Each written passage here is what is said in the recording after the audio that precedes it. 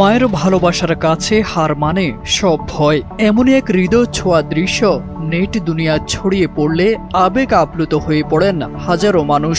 নিজের জমিতে ট্রাক্টর দিয়ে চাষ করছিলেন এক কৃষক।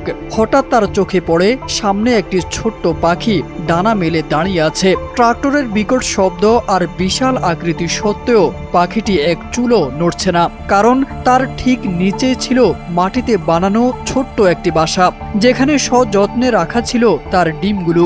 সন্তানদের রক্ষা করতে নিজের জীবনের ঝুঁকিও যেন ভুলে গিয়েছিল পাখিটি। ডানা মেলে বুক চিতিয়ে দাঁড়িয়েছিল আসন্ন বিপদের সামনে। মাতৃত্বের সে নিঃস্বার্থ সাহস যেন মুহূর্তে থমকে দেয় কৃষককেও। পারফেক্ট ব্লেন্ডের ফ্রেশ মশলা, ভালোবাসার স্বাদ অটুট থাক।